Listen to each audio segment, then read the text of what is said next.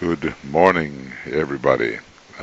Well, at least it's morning here in Finland, and I fear that for some of you, if you're from South America, it's in the middle of the night, and on the East Coast, it's already midnight, but not too bad perhaps for some others um, in the United States, in the other time zones, and I guess for those in Australia and New Zealand, it is rather convenient. This is the last of the pre-full moon Gemini webinars, and well, how long will it be? About 3, in about 8 hours, we'll be. Oh no, that's not correct. Let's just say at 2:55 GMT, which is rather more than 8 hours. 2:55 this afternoon GMT, we will be offering the exact full moon service meditation to you. We'll be offering that, and over here in your chat box, if you don't have the link for that, you can see it and you can just cut and paste and put it somewhere where you'll be able to link in, and I think most of you already have this because we sent the link to you. So over the last 3 days, we have been emphasizing 3 different keynotes which we understand that the Christ and his hierarchy represent in preparation for the actual Gemini full moon. And these are the extremely important keynotes of love, resurrection, and contact. And we are still in this day of contact, which brings us a closer relation to the hierarchy and to the Christ, and of hierarchy to humanity. And if you really begin to think about that, you know that these great ones in the hierarchy are real beings, and they are the supervisors of the development of the human race, and that it is possible for us to become more spiritually intimate with this august group and to carry out their will to the extent that we can become sensitive to what that will may be. Today, in this fourth of the pre-full moon webinars, I'll emphasize a bit more astrology. Here is the banner for Gemini. It's technically not correct. The word C should be recognized. I guess I wrote a song about this, and the word C was more useful than recognize. But anyway, I recognize my other self, and in the waning of that self I grow and glow. And the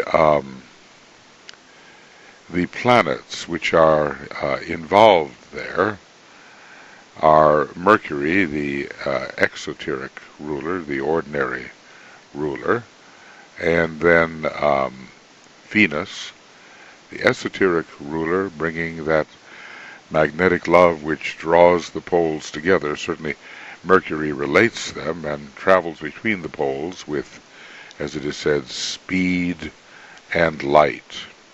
And Venus draws them together in the bonds of cooperative love. And here we have the hierarchical ruler of Gemini, which is our own planet, the Earth. It's almost as if, when you look at Gemini, Mercury, and Venus, the Earth is its great and current project, or their great and current project, raising the Earth into the kind of sacredness which Venus and Mercury have already achieved.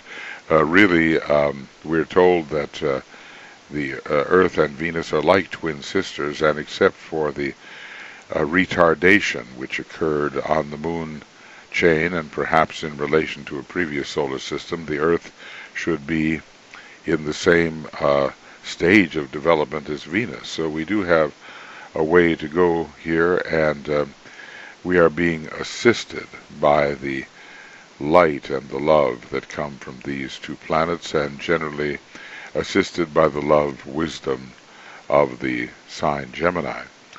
When we look over here at the Jafra illustration, it's filled with dualities, isn't it? The male and the female, the Ida and the Pingala, the two streams, left and right.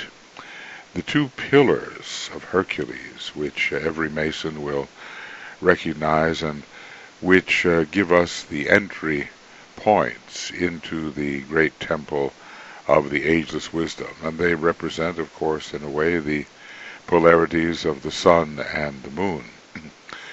Eventually, as the Kundalini rises and reaches its climactic position, there's going to be a fusion between the poles, and we will achieve here what is called the divine hermaphrodite. This is the union of the man and the angel.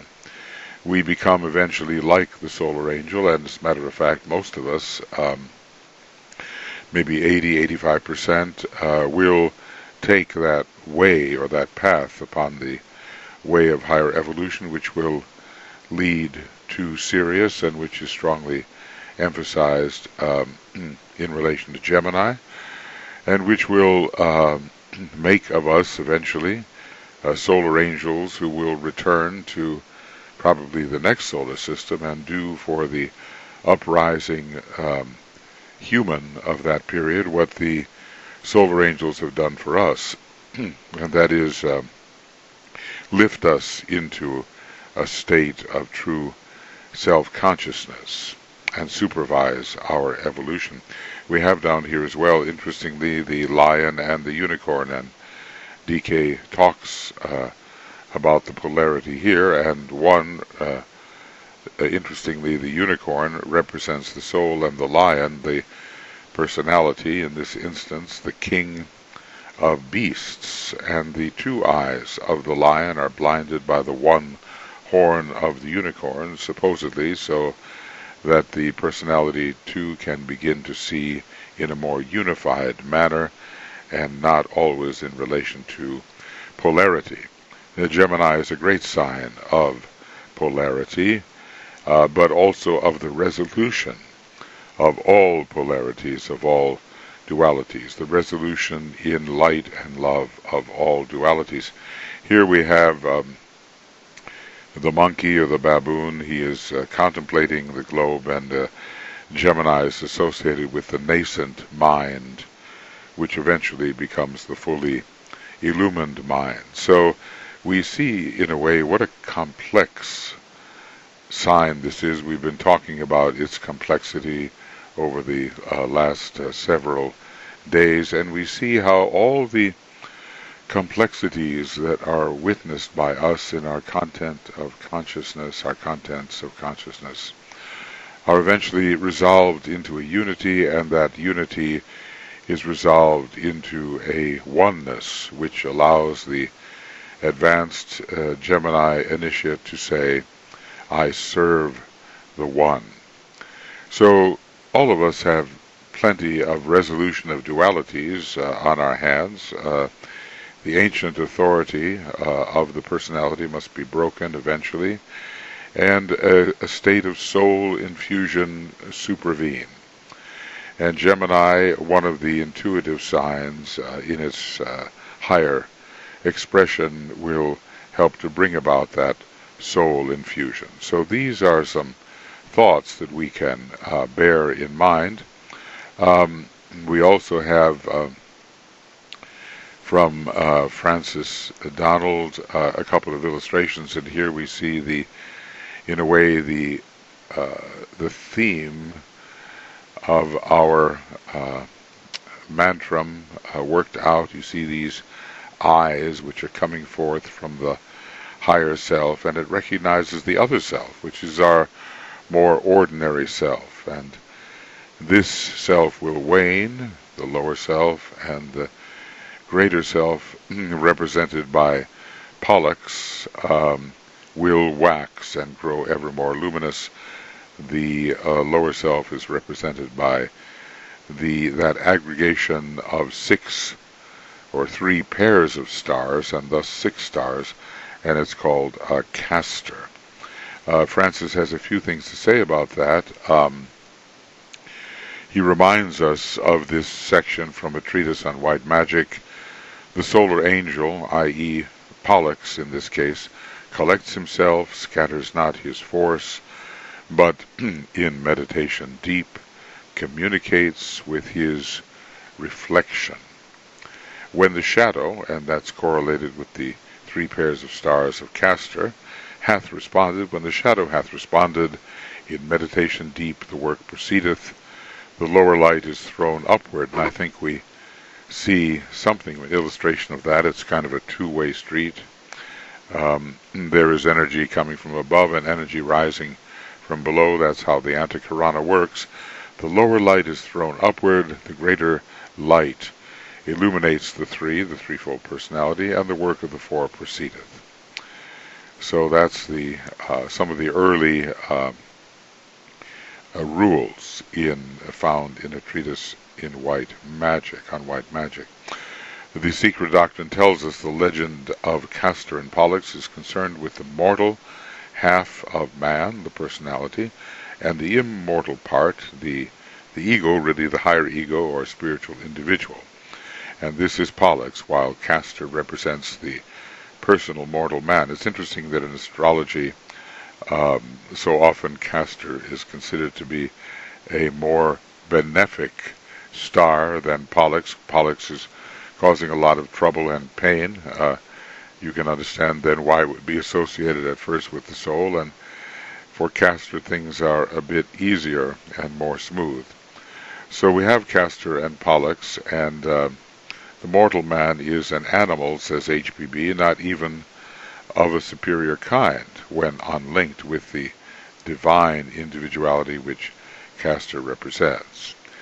We're dealing with the festival of the Christ, and on this World Invocation Day, because that's what it is, our sounding of the invocation every hour, every half hour, out loud, wherever we are, we're dealing with the festival of the Christ today. And Francis has included from DK some beautiful thoughts about what the Christ will do. The first things which the Christ will do, beginning with this June full moon, will be, and perhaps it's specifically related to that June full moon, but I think it will carry over into some of his general projects. Number 1, the reorganization of the world religions, so that their out-of-date theologies may be offset, in order that the churches may eventually be recipients of spiritual inspiration. And certainly we're still dealing with vastly out-of-date theologies which are even dangerous to the understanding of the human being, and they do have to be offset. They have to be changed. Number 2, preparation for a revelation which will inaugurate the new era and set the note for the New World religion. To these efforts, another 2 must be added, perhaps of greater importance. The first one is the reaction of the hierarchy itself to the new relationship established between it and Shambhala. We human beings are so anthropocentric, we think everything revolves around us, but really a more important relationship is being established between hierarchy and Shambhala, and that will help, of course, with the relationship between hierarchy and humanity. And the second activity is the one leading towards a much closer relation between hierarchy and humanity, and this will lead eventually to the externalization of certain of the ashrams, not all, and later to the appearance of the hierarchy on earth, bringing the new revelation. And for all this, the Christ is preparing. These are amazing thoughts, and when you think of how the Christ is working in the sign Gemini, Gemini called the head of the cosmic Christ, we can see how important this sign is for love and wisdom. What is the cosmic Christ? Well, in a way, the solar systemic Christ is the great soul aspect of our solar logos. And when we come to the cosmic Christ, well, how vast is that? Is it the entire cosmos, or does it have more to do with the love nature of that great being we have called the one about whom naught may be said? A kind of a super cosmic logos in which we, or super constellational logos anyway, in which we live and move and have our being. So here again is that image showing the relationship between Castor and Pollux. And another illustration by Francis, very interesting. Obviously we have the soul here with a certain type of mudra illustrating the Trinity and the eye and the triangle, and we have the stimulation of the various glands in the head, as this the soul is called the triangle, and it's making its triangular impression upon the square of the personality. Francis has a few things to say about that. The Gemini does rule the hands, and thus the spiritual hand gestures are called mudras and are especially relevant to this sign. Although it's interesting, the Buddha, who was a Taurus, he was using mudras all the time, and he was always so consciously aware that every gesture of his with his hands was significant to what he was thinking and trying to impress. So Gemini rules the etheric or vital body along with Aquarius, and making the pranic mudra, used to promote the circulation of prana in the etheric body. And this is a quintessentially Geminian gesture. It is the third sign, and the three are involved. This is borne out by the form of this mudra. We see here before us, often representing the Trinity, but the two are raised and the thumb is joined to the other fingers. The raised first and second fingers indicate duality and proclaim the symbol of Gemini, while the three remaining fingers describe a circle, suggesting circulation. Very interesting. This month's image, Francis called it the freedom of the two. The soul is seen stimulating the primary triangle of centers in the mind and brain of its personality reflection by means of this mudra. And with regard to this triangle, the Tibetan tells us the pineal, pituitary, and carotid glands, I think we can see them all over here, pineal, pituitary, and carotid glands, are objective correspondences of the three energy centers through which the soul controls his physical vehicle. Where the relation is close between these glands, as is increasingly the case where disciples are concerned, a triangle of circulating energies is always established, and not only between the glands, but between the centers of which the glands are the reflection, that is, between the head center, the ajna center, and the alta major center. And when this circulation occurs, a magnetic field is established, a radiation goes forth, and the man has that kind of dispelling radiance, which makes of him really an esoteric healer. In his presence, negativities are dispelled. And there are other factors here which are of importance. Gemini in relation to the six-pointed star, and thus in relation to the monad. The monad is, in a way, the six-pointed star. So you can read that in the video. And let's see further. Well, there's a lot of interesting things here. And I'll just pause there, and when you review the video, if you do, you can see them.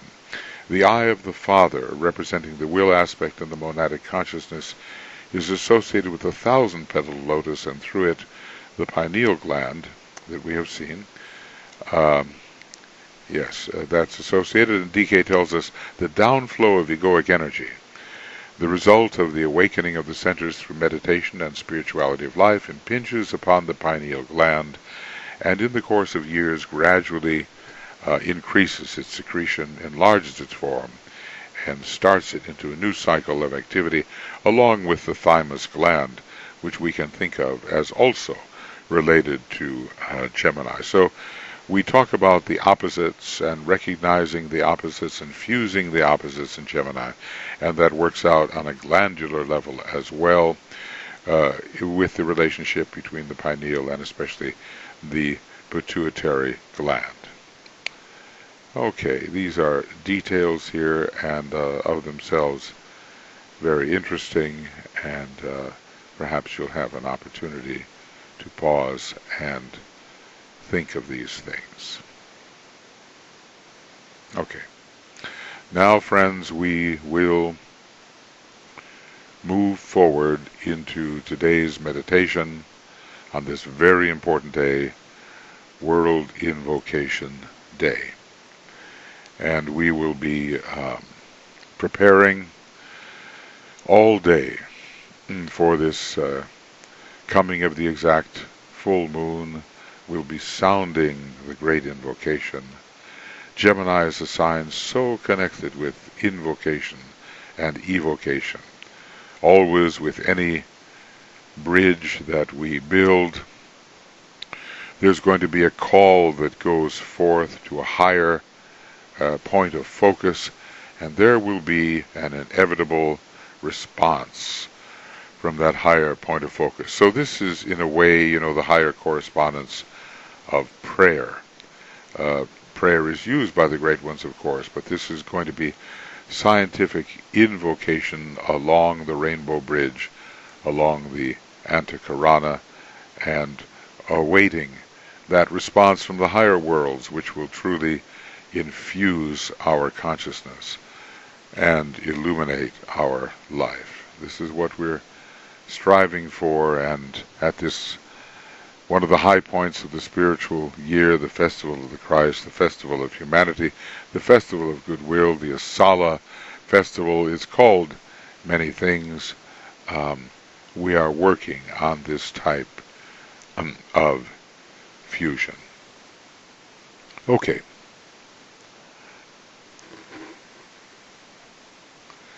So now we begin our approach.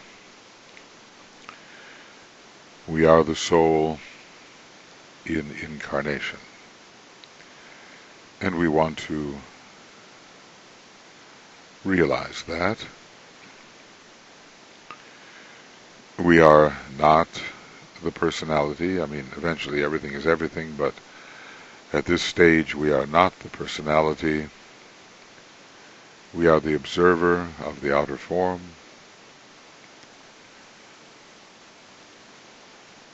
As the soul in incarnation, we are the observer of the bioelectric field.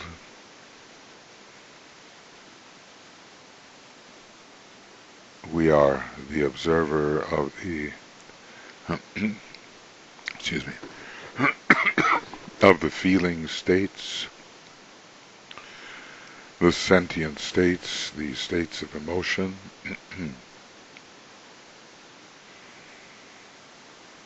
We are the observer of the lower mind, really. Ultimately, we're the observer of everything.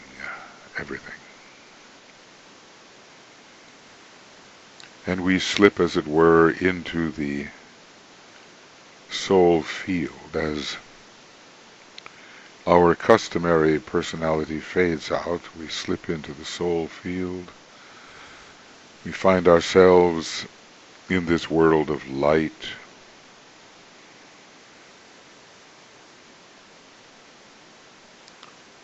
and of love,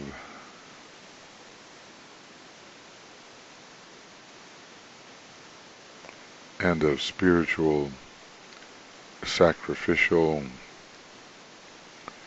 will and power, which eventually we will display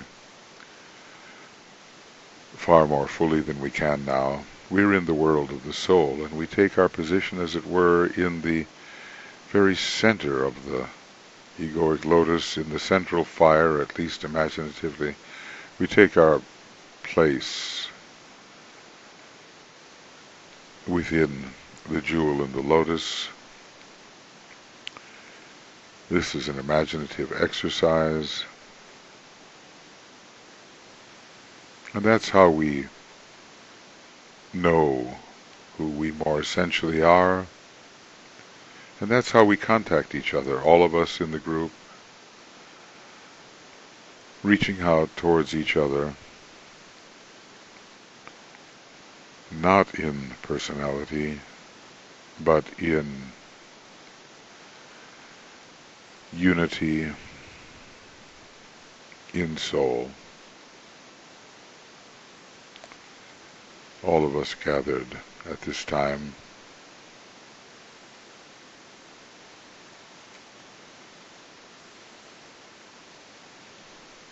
And reaching out to the members of the new group of world servers,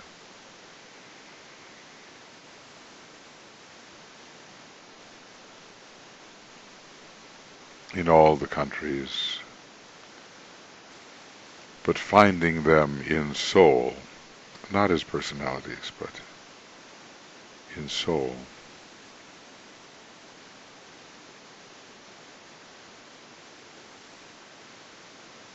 And all the men and women of goodwill finding them in soul, contacting them. This is the day of contact. Imagine those many thousands, even millions of men and women of goodwill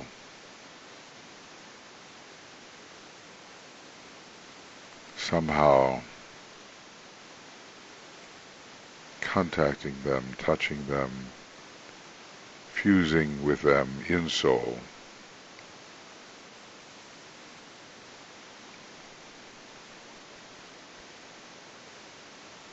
And even fusing with all human beings, whether in the body or out of the body.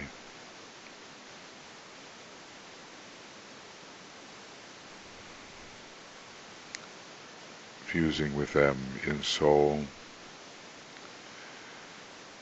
The many souls, really one consciousness.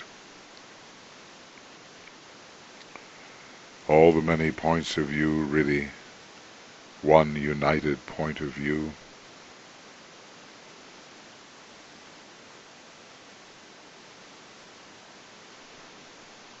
No one left out. Everyone included.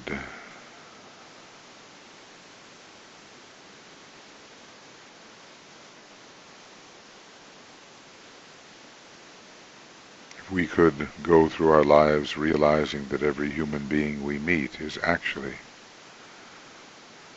a soul within this one soul of humanity. There is no my soul or thy soul ultimately. There is only the soul.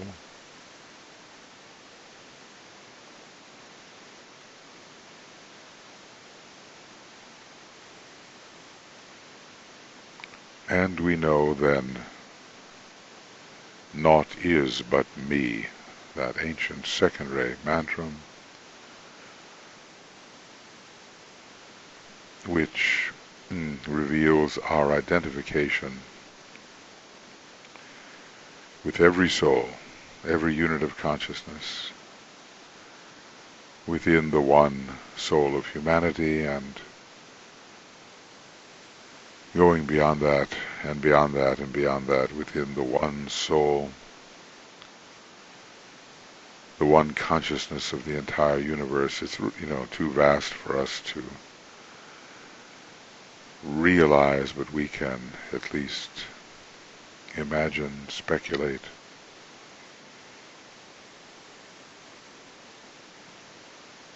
It's all a vast unity, and ultimately a vast oneness. And with Gemini we can say, I serve the one.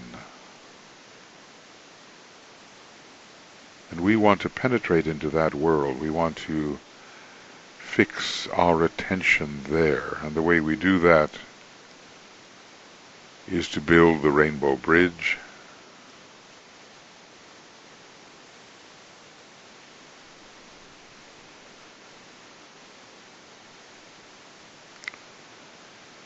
the Antikarana.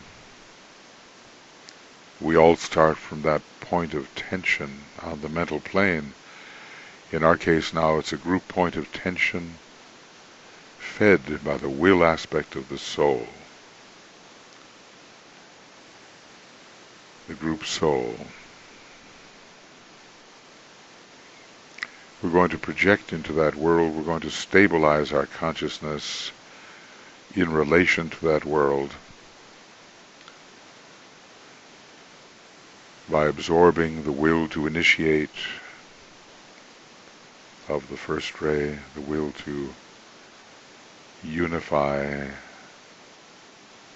of the second ray, the will to evolve of the third ray, the will to harmonize of the fourth ray, the will to act of the fifth ray, the will to cause of the sixth ray, and the will to express of the seventh ray. All of us at this growing point of tension, preparing for our individual and group projection into the higher worlds. We are all at the group mental unit, the group point of tension. But first we must imagine the dual-colored rainbow bridge, each one of us. Two colors, as it were, rising into the higher worlds. The color of our soul ray, the color of our personality ray, or simply use the color indigo if you're not sure.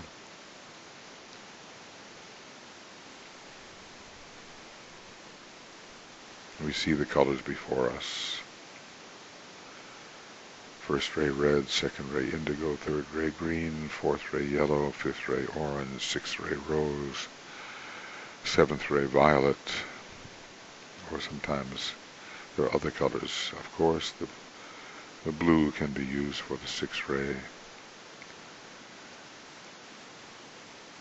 We see and feel that dual-colored rainbow bridge with its two qualities. We take a moment to feel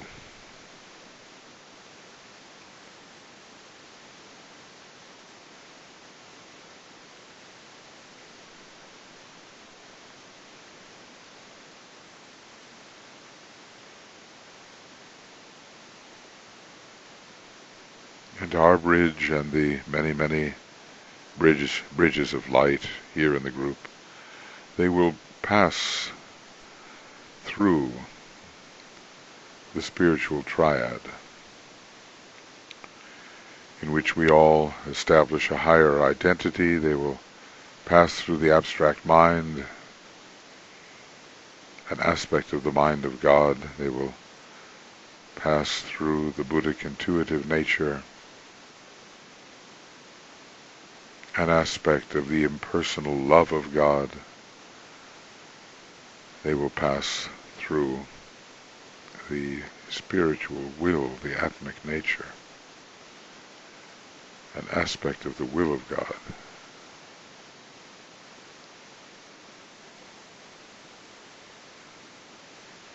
The many-colored group rainbow bridge passes through all these and anchors itself imaginatively in the monad. We can visualize it how we will, but a blue-white diamond. It is a jewel. It's a jewel in the crown of the planetary logos, anchoring in the monad.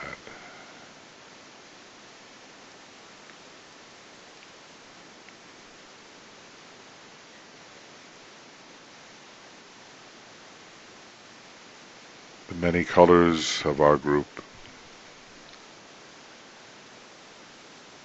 the rainbow group bridge,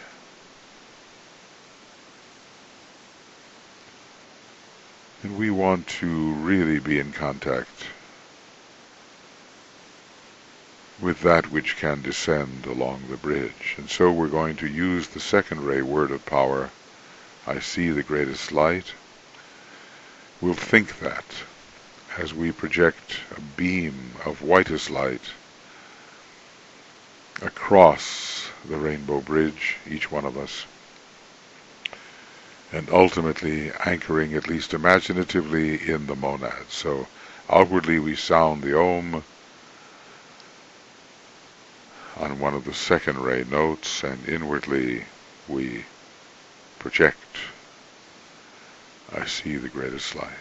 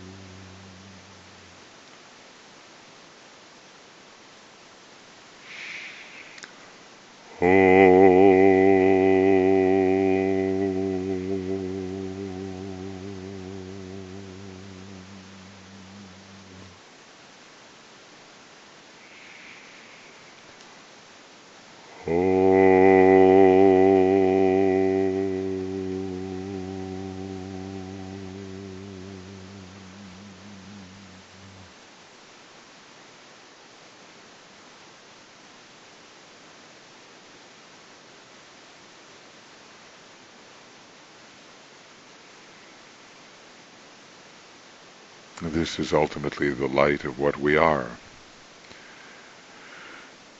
the light of the Spirit, the unfettered enlightenment of the Spirit working through its personality, which we call the spiritual triad, and descending to us, evoked by us through our group invocation.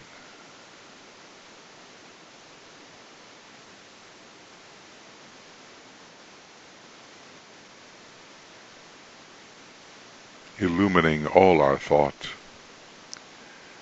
giving us realizations beyond that which is personal, infusing us with a will which is far beyond our personality will.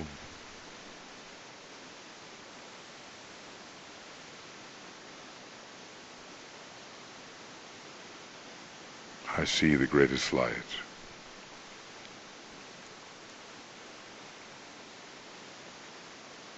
That's the world into which we one day seek to enter. For now we can at least be responsive to it.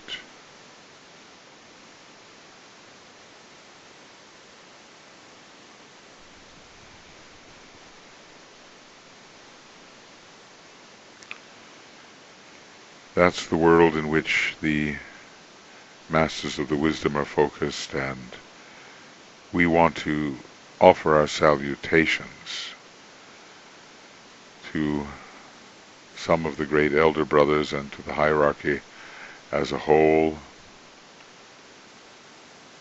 Our solidarity, our standing with the elder brothers in the expression of the plan, including even the Buddha, who cooperates, we are told, with the Christ at this festival.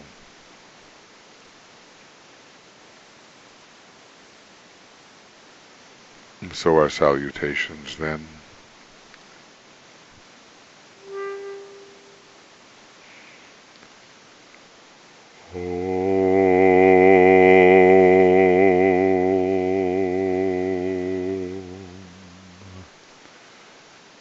Salutations to the Buddha, the Lord of Light and Wisdom.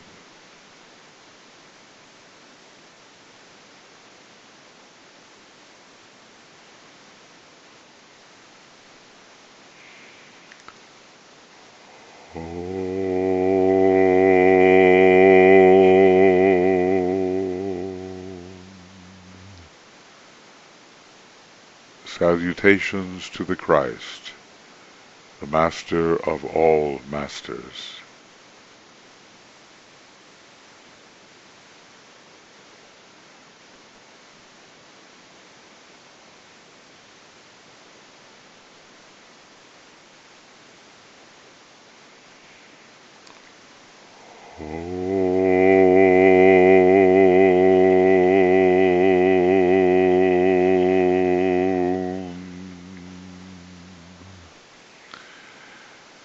Salutations to the triangle of masters with whom we work most closely, the Masters M, K, H, and DK.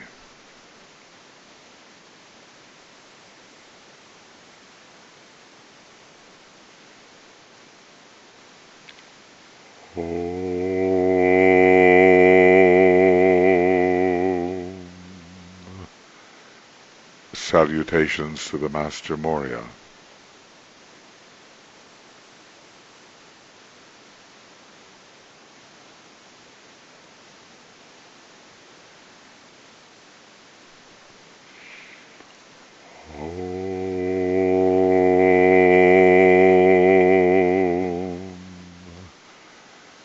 Salutations to the Master Kutumi.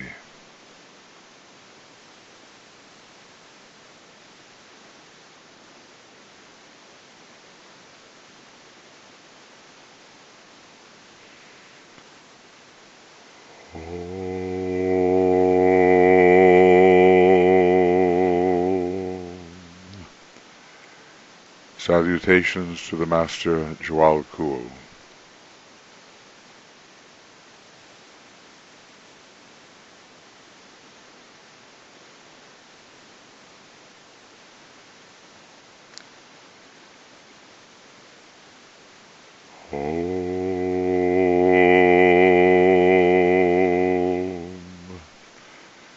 Salutations to your own Master as you conceive him to be or know him to be.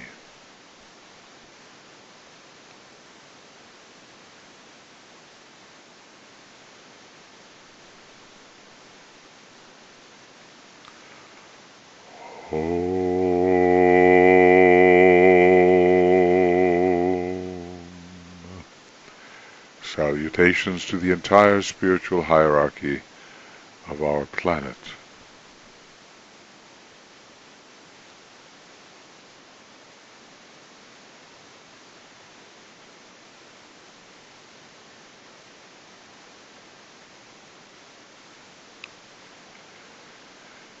And we carry this forward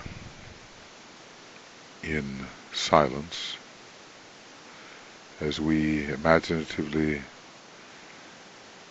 raise our thought to Shambhala, the center where the will of God is known.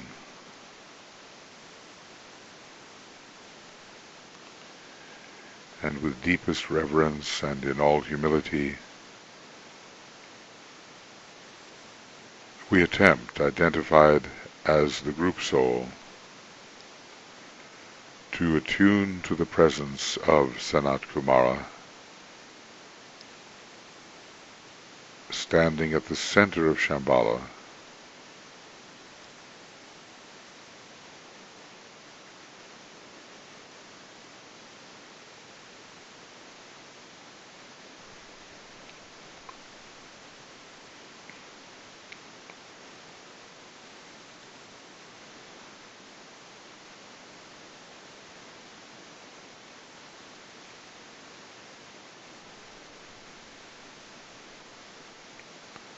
and it is thus that will and purpose can really enter our group life, and we can become agents of the will to good.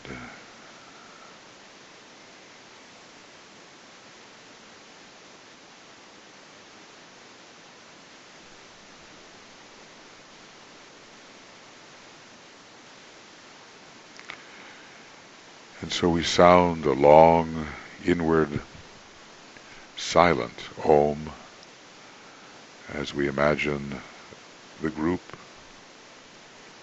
and really all the world's servers and men and women of goodwill imbued with his energy. A long, silent Om.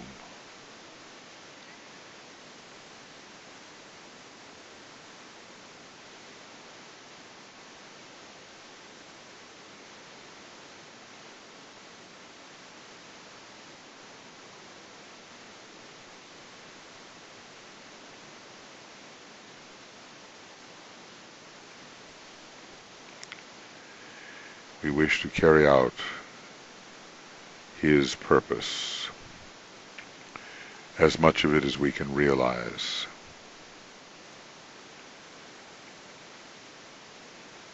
We are, as a group, a point of light, of love, of power, and we're moving on the golden pathway into the indigo sun. And within the indigo, we, as it were, meet with the consciousness of Master DK,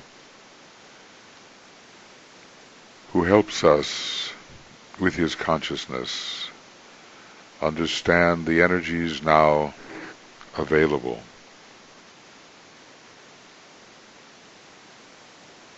We want to wield these energies in the alignment that we have been establishing, and for the sake of the divine plan. We want to together approach the meaning of the planet Mercury. We can visualize the glyph, the color yellow, correlating all apparently separate factors on our planet, in our solar system, in the cosmos. Mercury is the planet which gives us understanding of relation and connects through speed and light the many different opposites, and especially soul and personality.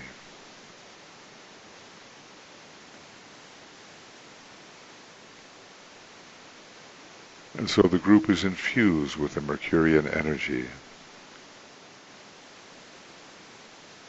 and needs it very much.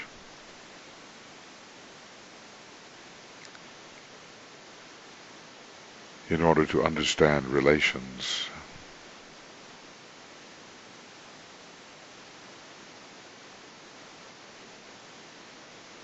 Let Mercury speed the group upon the upward way, it is said of the hierarchy, and of the groups of disciples.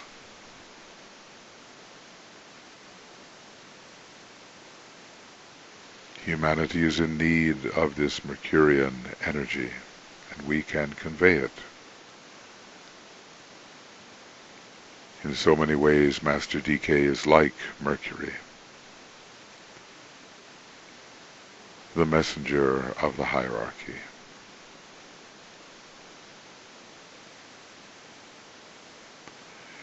And then we think of Venus, the esoteric ruler, a planet of great brilliance on its soul level, but ultimately, monadically, a planet of love and wisdom.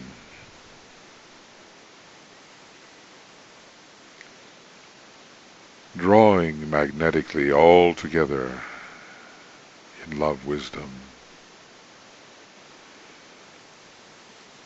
The planet of our solar angel,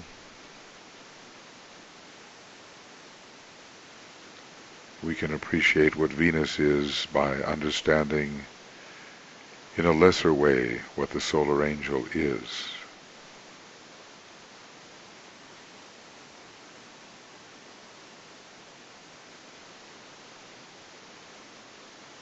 And the loving, harmonious energy of Venus enters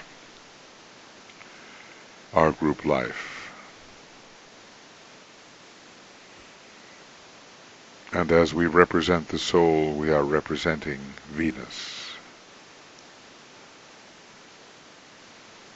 We are to live consciously as the soul,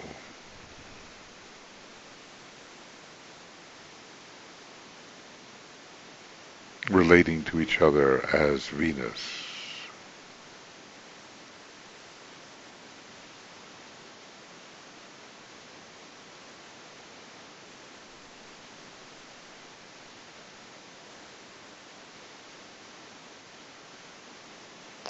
And finally, we need to think of the hierarchical ruler, the Earth.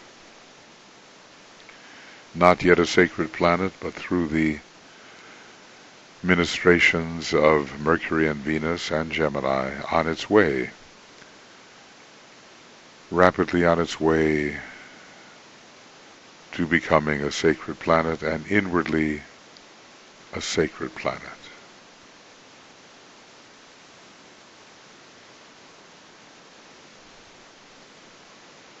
And we are here to help Earth become the sacred planet it is destined to be.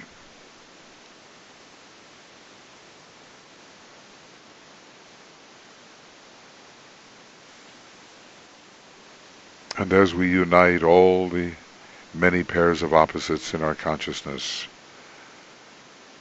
we are moving towards that unity which is characteristic of a sacred planet.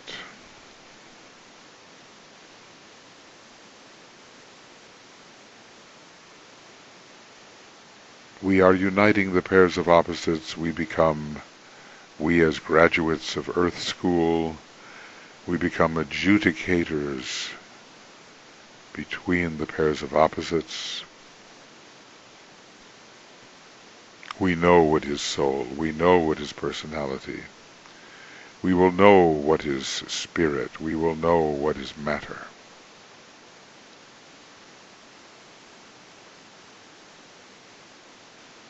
And finally we will know they are one thing, really, the only one thing.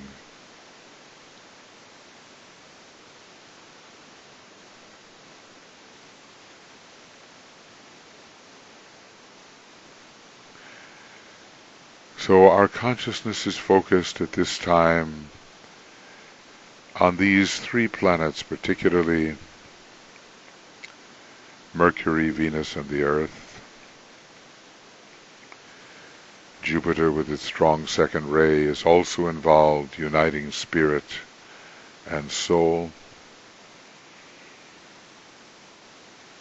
But these planetary energies are intensifying now, and we as a group, we can become aware of them, we can use them. On this World Invocation Day,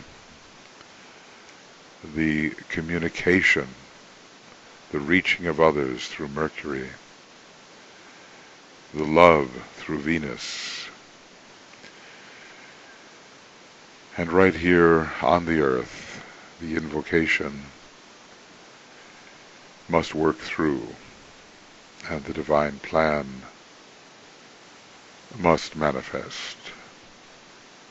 And all of this under the light of the sun, representing the great solar logos, the blue logos of love, wisdom, the great one in whom solar systemically we live and move and have our being.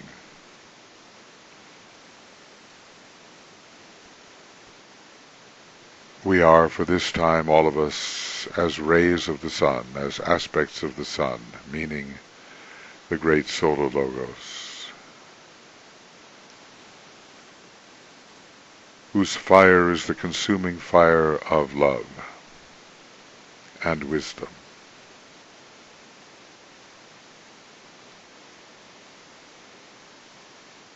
We are under the sun, we are in the sun.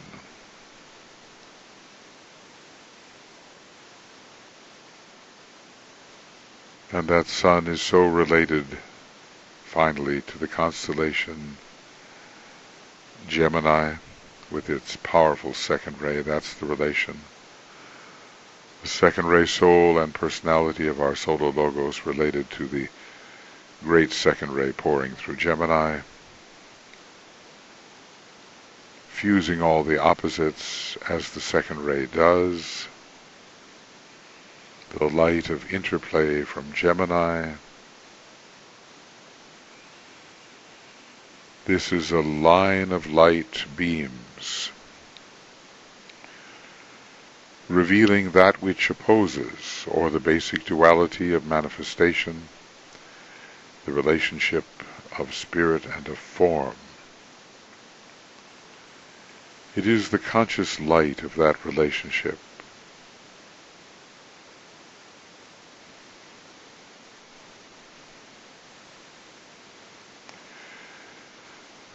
And when we work out that relationship, we shall understand not only the unity of it, but the identicality of the factors involved: spirit, soul, matter, form.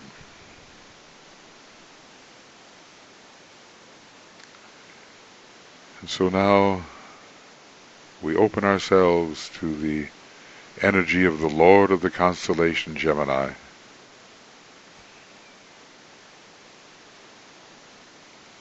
through which the forces of reconstruction pour.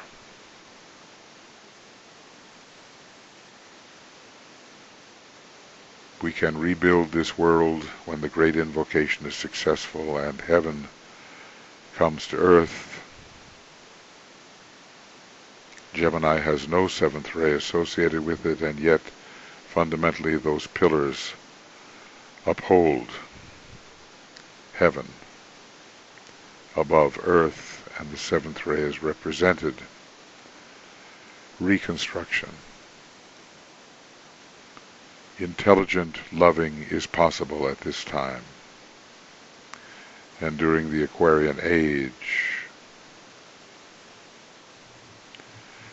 And so we ponder together, I recognize my other self. And in the waning of that self, I grow and glow.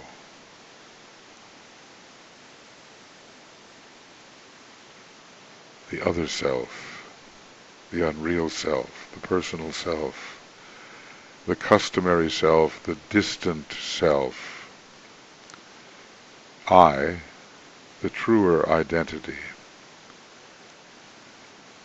recognize my other self, and in the waning of that self,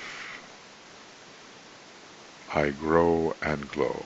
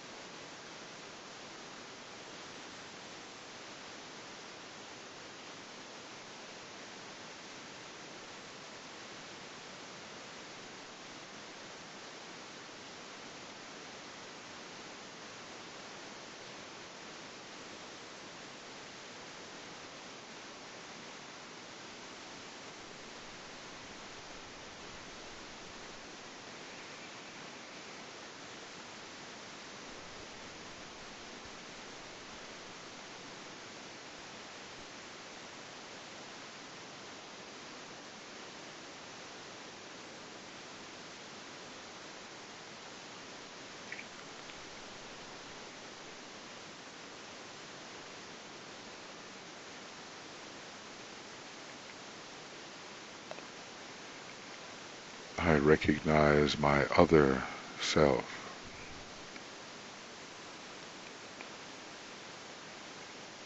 And in the waning of that self, I grow and glow. Dividing higher self from lower self and realizing that one is indeed this observer, this higher self, and having the determination to live as a soul, to live as that higher self, to use the personality, but to be anchored in identification with this higher self, the one who recognizes.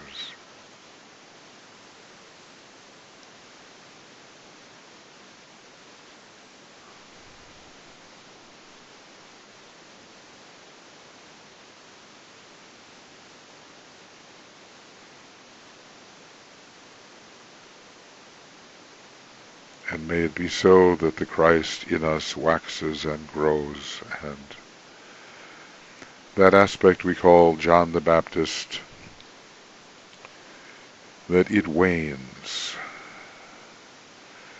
and is eventually absorbed into the Christ self. All of these magnificent energies available to us increasingly over the next, well, about 11 hours, but more really, and through the time of distribution. We are cooperating on this day of invocation with the Christ and the Buddha, who are united in spiritual union as the brothers in the light, representing the East and the West and the East.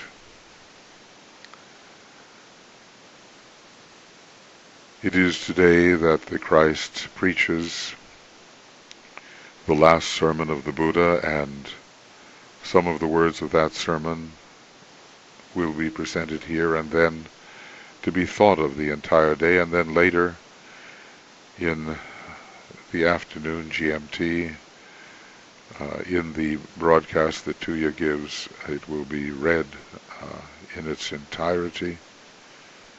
We want to know what the Buddha was really saying and why the Christ considers that last sermon of such great importance that every year he preaches it before the assembled hierarchy in whatever language he may use. No doubt not English, but understood in all the languages, to be absorbed inwardly by the hierarchy as a great motivating source of energy. So let us consider these words of the Buddha as if the Christ were speaking them to us, and we'll ponder them throughout the day. What a coming together it is, the full moon and world invocation day, and our realization of the linking of the East and of the West. The Buddha is speaking to us, and the Christ is speaking to us. And let us see if we can take the words to heart and perform them, express them.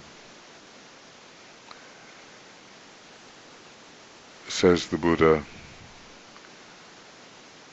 and the Christ gives this to us: those who either now or after I am dead shall be a lamp unto themselves, relying upon themselves only and not relying upon any external help.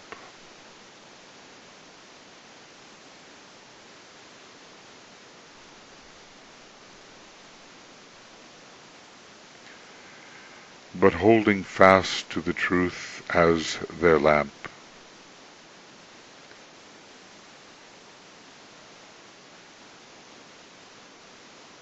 and seeking their salvation in the truth alone,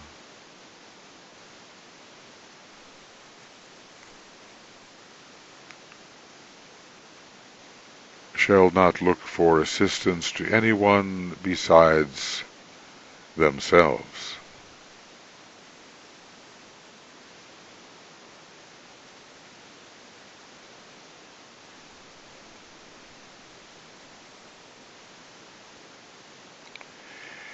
It is they, Ananda, among my bhikshus,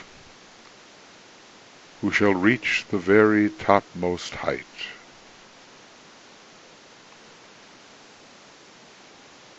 But they must be anxious to learn.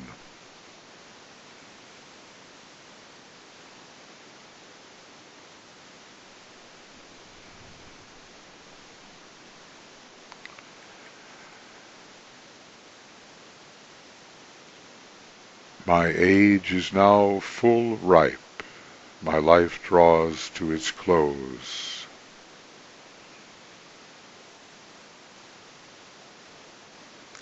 I leave you, I depart, relying on myself alone.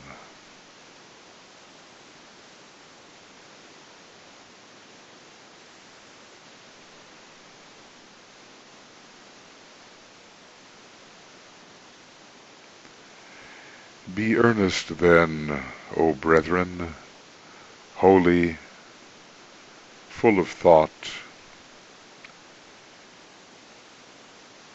Be steadfast in resolve.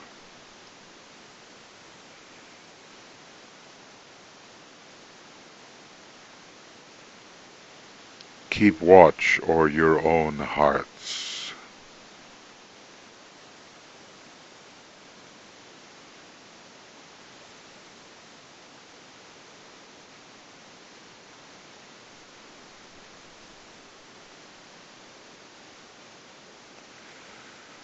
Who wearies not, but holds fast to his truth and law, shall cross the sea of life and make an end of grief.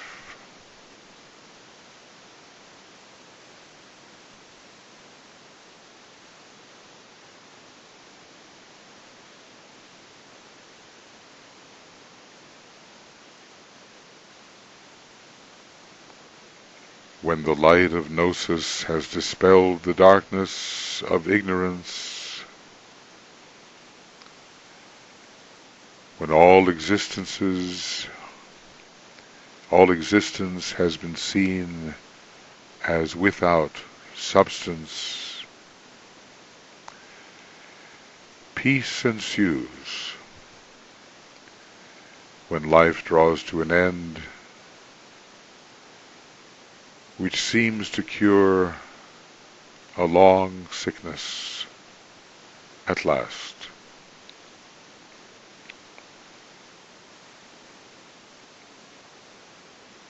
Everything, whether stationary or movable, is bound to perish in the end.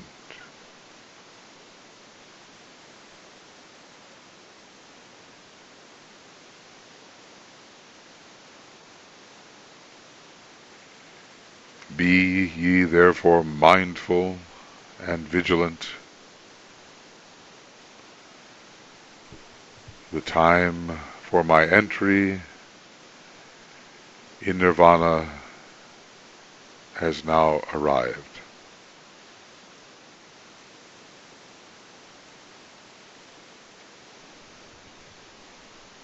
These are my last words.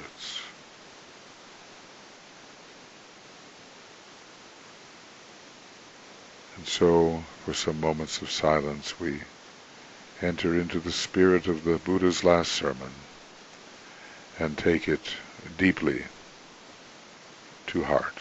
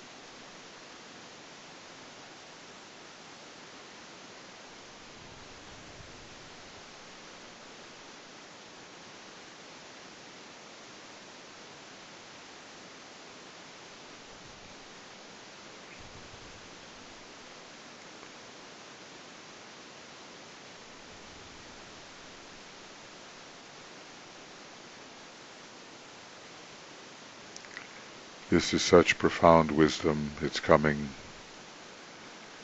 from a Chohan of the 6th degree who has touched the cosmic mental plane. It appears for us translated into English in several versions. It would be good, I think, to memorize one of those versions and keep it in your consciousness and recite it now and then to yourself, as we should really for the whole day today, because we are building in these thoughts. And then when we have our broadcast, we will have the entire sermon again, making a deep impression upon us. Let us build in the spirit of self-reliance throughout the day, so that when the sermon is recited again, it becomes even more meaningful. And yes, let us work towards the memorization of this sermon with this profound advice. And so our gratitude to the Buddha for all he has done is profound. He has done so much to dispel the darkness of ignorance, to illumine humanity, and we will focus our attention on the Christ.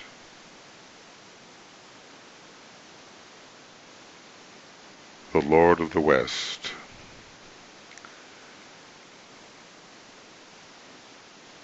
And each of the previous 3 programs has focused on one of the stanzas of the great invocation which the Christ is said to sound, and then with the entire hierarchy. And so now we will imagine with heartful attentiveness that we are listening inwardly, hearing the Christ and the assembled hierarchy, sounding the entire great invocation together. We participate with them, we listen with them. Christ leading the hierarchy in the sounding of the great invocation. Obviously for us it's in English or whatever language we may have as our native tongue, for them another language. But still we can hear it in our own language. They sound.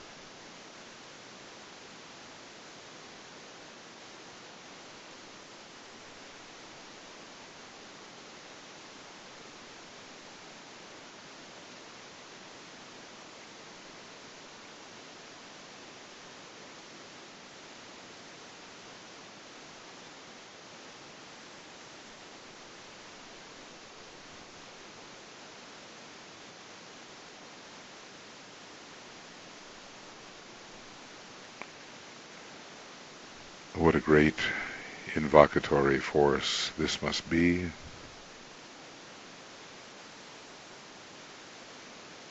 And we are with the hierarchy, with the Christ, sounding what for us is the greatest of all invocations, a great mantram of light and power released to the Christ when he decided finally in 1945 to make a physical reappearance during the Aquarian age.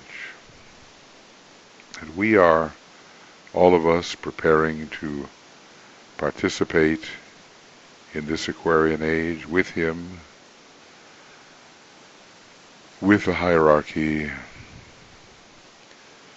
bringing forward the great changes that must be. What does the Christ do at this time? He focuses all the spiritual aspiration of humanity in his being.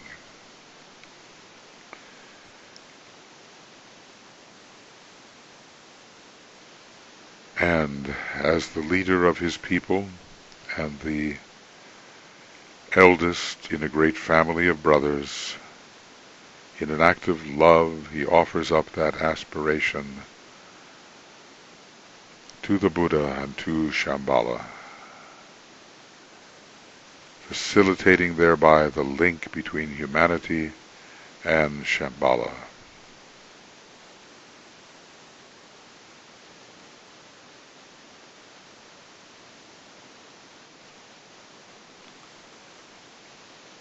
We imagine the full response of the love of Shambhala, inspired as it is by the Solar Logos, flowing into both hierarchy and humanity.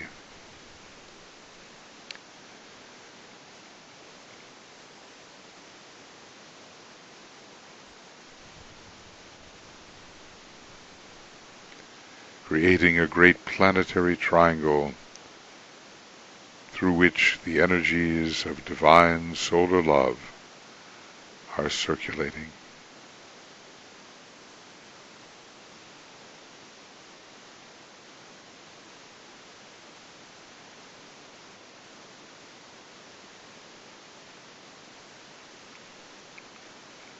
On this amazing day of world invocation.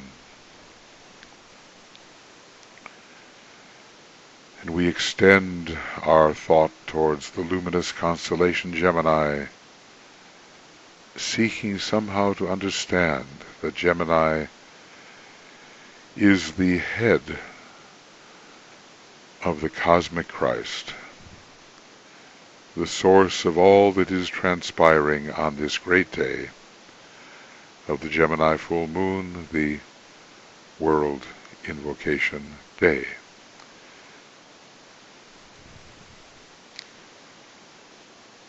63 years today of World Invocation Day, a very important number.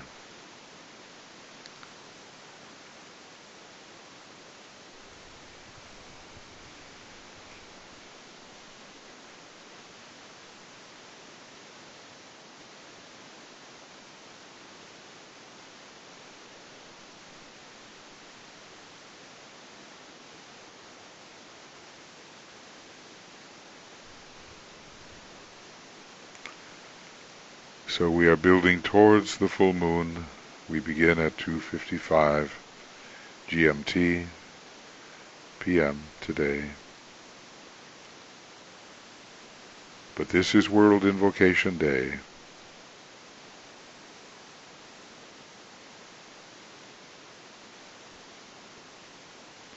And with the purpose of the Christ, the Buddha, the hierarchy, Sanat Kumara, with them, merged with them,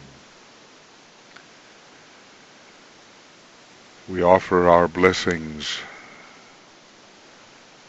to the world, to humanity, to all the kingdoms of nature. Our blessings we offer.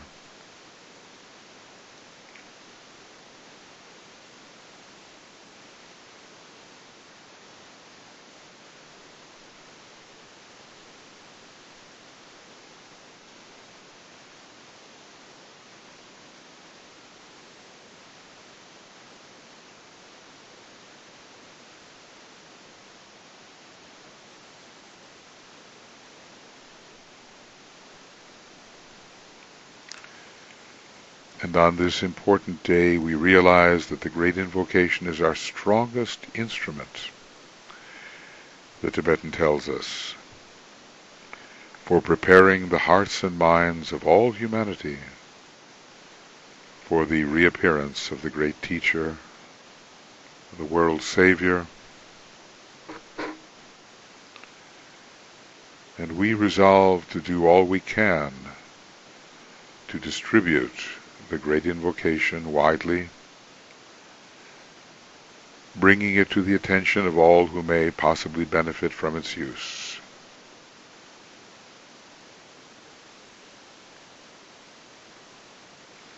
This is more important than we can know, and we cannot think that all the work on this has been done. It has not. Not yet. So we can play our part.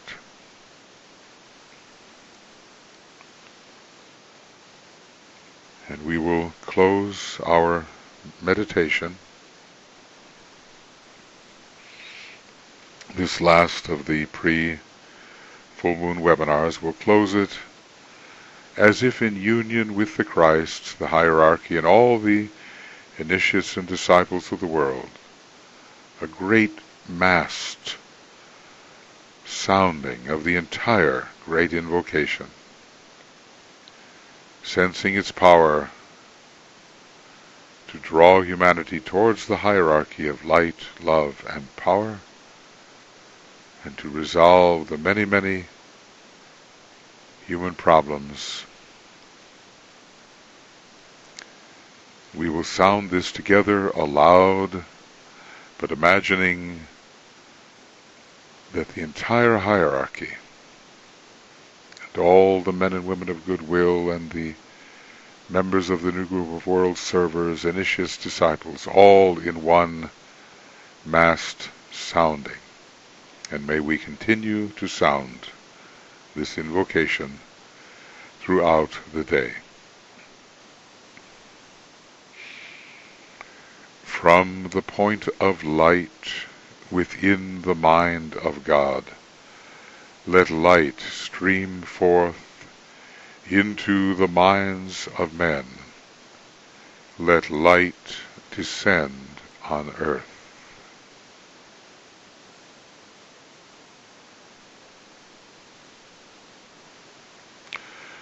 From the point of love within the heart of God, let love stream forth into the hearts of men. May Christ return to earth.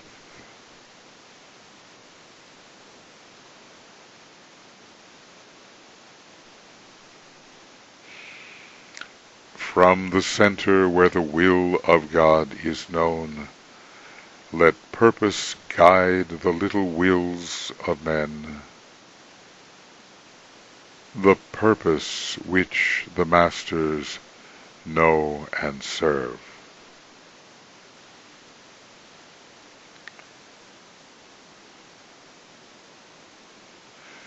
From the center which we call the race of men, let the plan of love and light work out, and may it seal the door where evil dwells.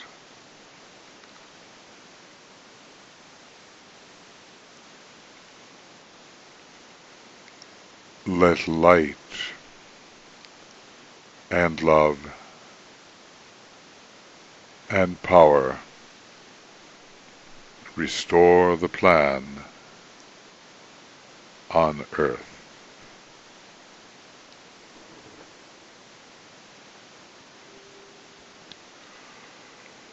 Oh.